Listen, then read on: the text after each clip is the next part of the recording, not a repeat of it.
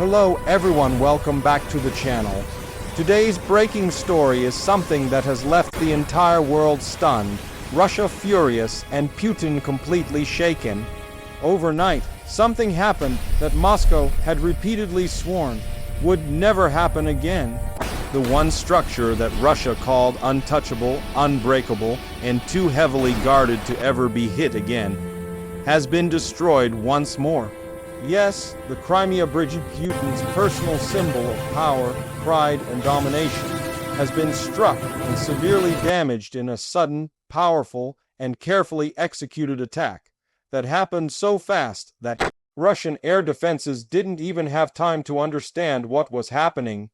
This attack has not only shocked the Kremlin, but it has also triggered panic among the Russian elite, fear among soldiers stationed across Crimea, and outrage among Russian nationalists who are demanding answers from the very leadership that promised full protection. And tonight, we break down every angle of this strike, how it happened, why Russia didn't see it coming, and what this means for the future of the war.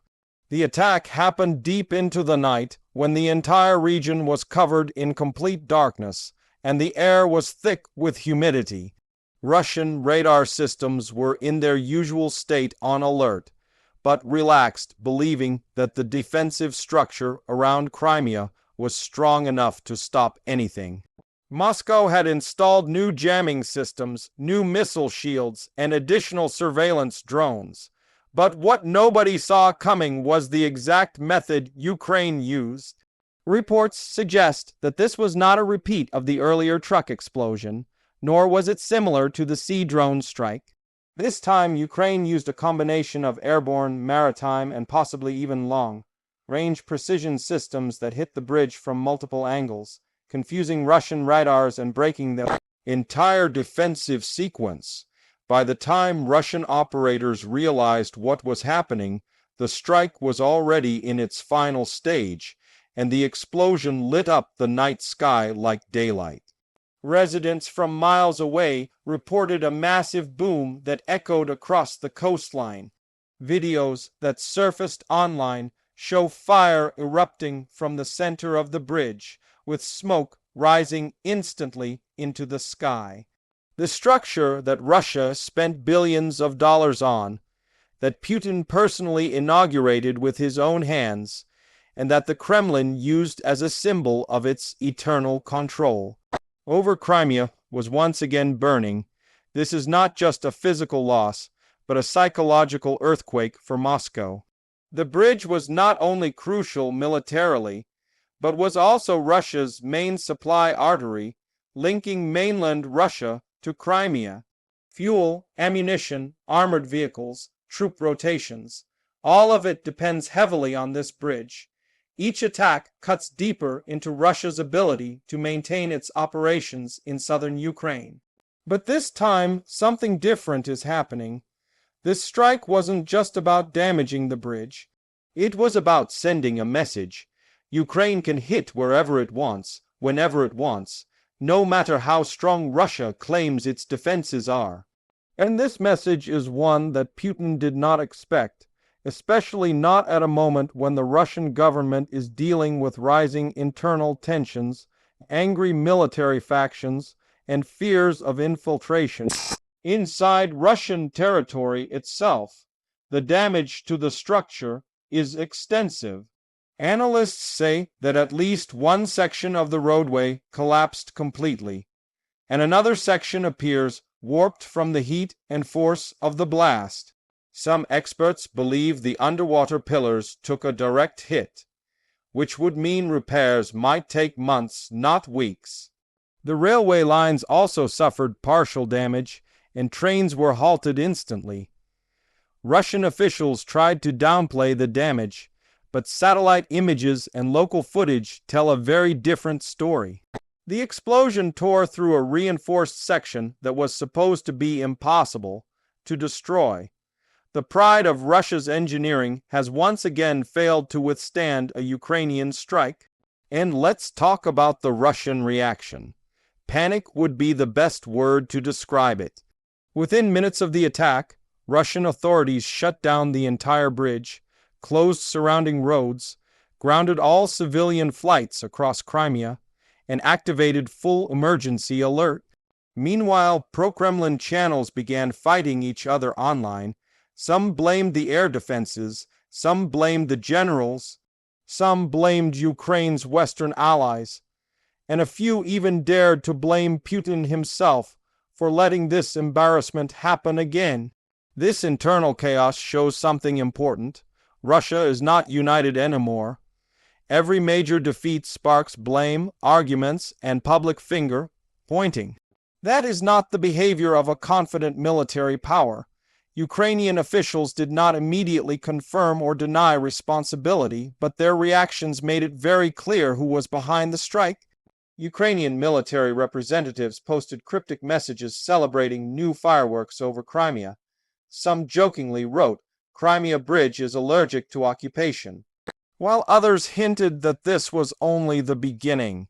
And this is where things get interesting, because experts believe Ukraine may have used an advanced combination of Storm Shadow missiles, adapted naval drones, and possibly newly modified long-range Ukrainian-built systems that evade Russian jamming. These weapons, when coordinated properly, can overwhelm even the strongest air defense. And tonight they proved it. For Russia, this attack comes at the worst possible time.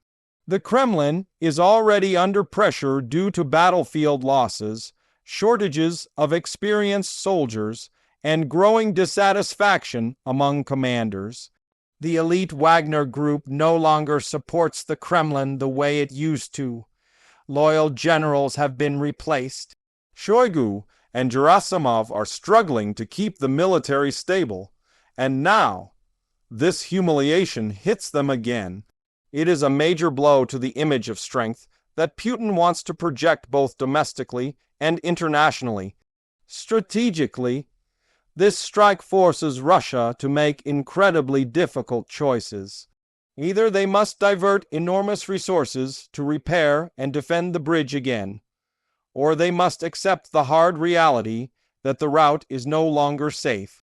If Russia invests heavily in repairs, it drains resources from active frontline operations. If they reduce reliance on the bridge, logistics become slower, weaker, and more expensive. Either way, Ukraine benefits. Crimea is slowly turning into an isolated battlefield where Russian troops feel trapped, and this latest strike accelerates that isolation. Let's also talk about symbolism.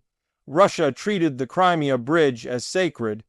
Putin's speeches often mentioned it as proof that Crimea is forever Russian. The Kremlin used it in propaganda as a sign of strength. Destroying it once is embarrassing. Destroying it twice is devastating. It sends a powerful message not just to Russians, but to the entire world, that nothing Russia builds in occupied territory is permanent. And the psychological effect on Russian citizens is massive. Many Russians believed that Crimea was the safest part of the war. But after repeated explosions, falling debris, blocked roads, and emergency sirens, that illusion is broken forever. The global reaction has also been intense. Western analysts praised Ukraine's precision and intelligence.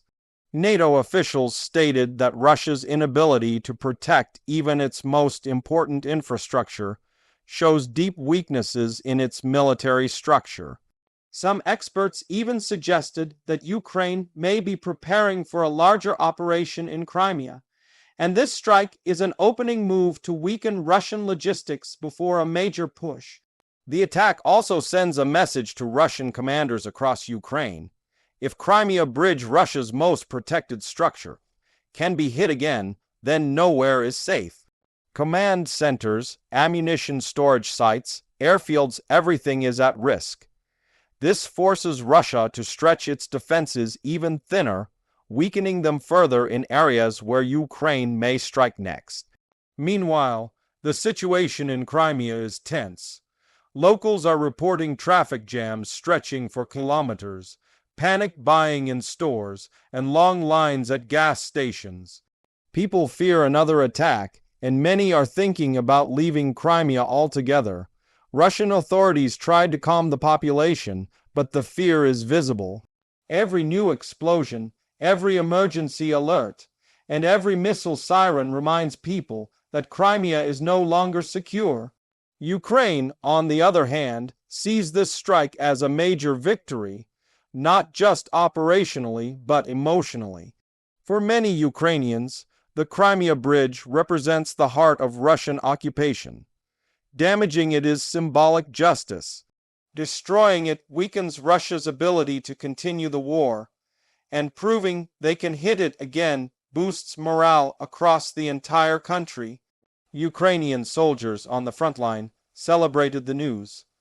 Videos showed troops cheering, clapping, and shouting that they want more such strikes. Moments like these build national unity and inspire more confidence in Ukraine's ability to win. Looking forward, this strike changes the entire strategic map of the war. Russia will now be forced to reroute supplies through the long land corridor in southern Ukraine, routes that are already under periodic Ukrainian attack. This means slower supplies, more risks, and more opportunities for Ukraine to strike. If Ukraine continues to pressure these routes, Russian troops in the south could face shortages in ammunition and fuel, creating openings for Ukrainian counterattacks. And considering the internal mess inside the Kremlin, Russia may struggle to respond effectively.